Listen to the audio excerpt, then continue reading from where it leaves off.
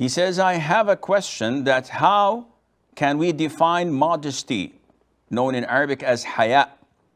As the misconception is in the minds of people that modesty is all about just covering the entire body through wearing the hijab or the parda. So give us in detail the authentic concept of modesty. This, Brother Muhammad, requires a lecture. And alhamdulillah, I had already given such lectures in the past. You'll find that on YouTube.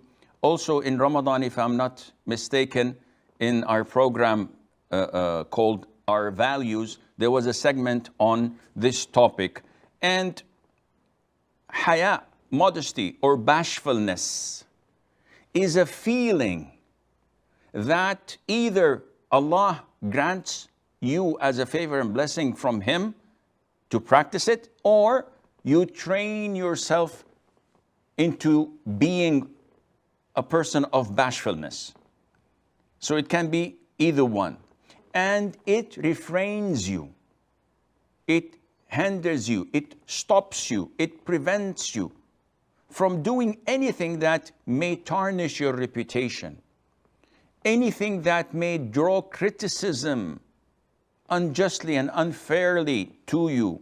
Anything that may be a reason of punishment on the Day of Judgment. And Brother Muhammad was referring to women in particular. But bashfulness is not only for women. It is a characteristic of our religion. The Prophet said, alayhi salatu, for every religion, there is a moral conduct that stands out. And the moral conduct of Islam, that Islam is known for, is bashfulness, al-haya. And this is exactly what happened when our fathers, our parents, Adam and Hawa and Eve, ate from the forbidden tree. They saw their private parts, and it was revealed to them after it was concealed. So they rushed to cover their awrah with the tree leaves. And this is why they descended to earth, because of that sin of eating from the forbidden tree.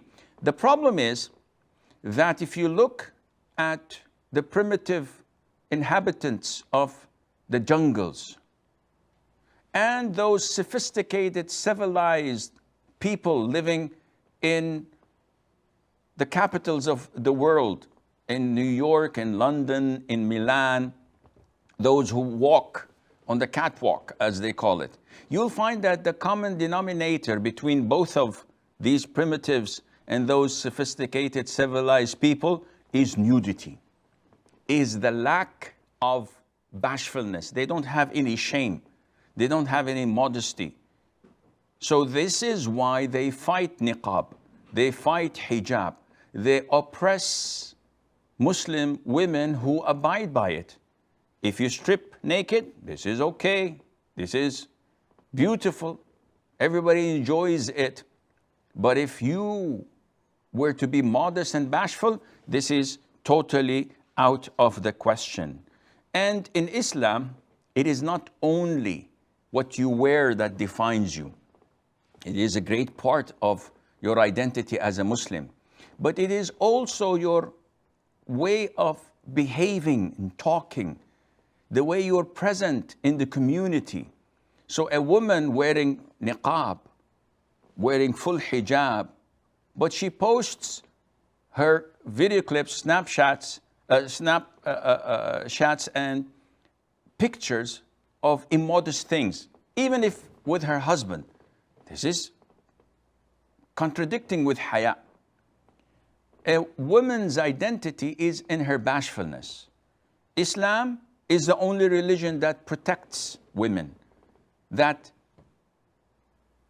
honors their bashfulness and their modesty through various measures that must be followed. Allah Azza wa Jal orders women to wear the hijab, the full hijab, to protect women from men looking at her.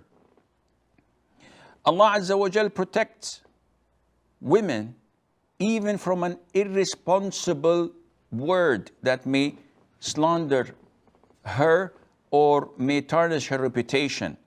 So anyone who says such an irresponsible, slandering word would be flogged by 80 lashes unless he brings 4 male Muslim witnesses to testify that she committed fornication or adultery. Islam protects a Muslim woman and the non-Muslim women as well from even any sort of physical contact.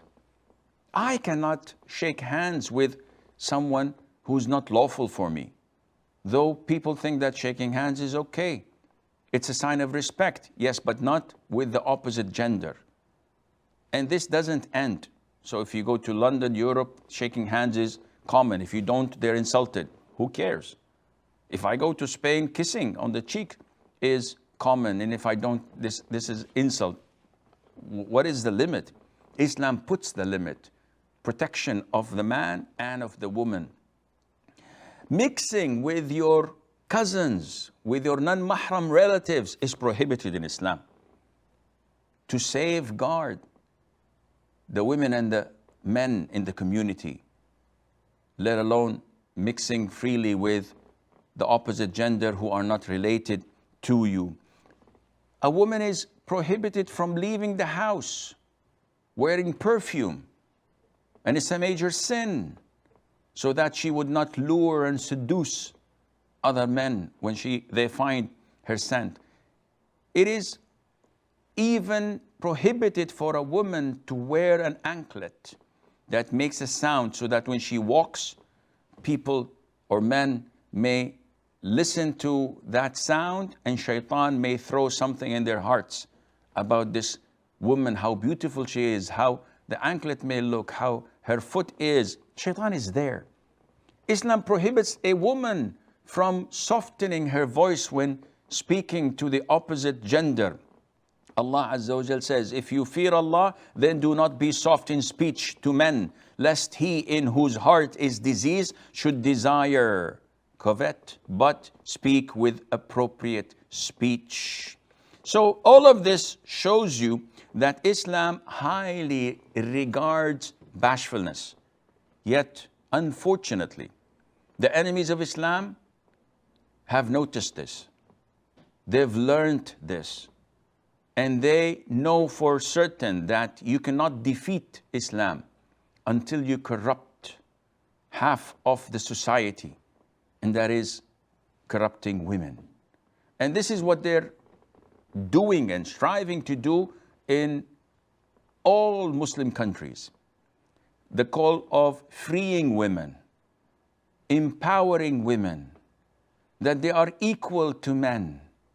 And we know the consequences of such acts, and we can see that clearly in Muslim and non-Muslim countries, because they went against the law of Allah Azza wa Jal, and the consequences are crystal clear. May Allah Azza wa Jal protect all Muslims from such things.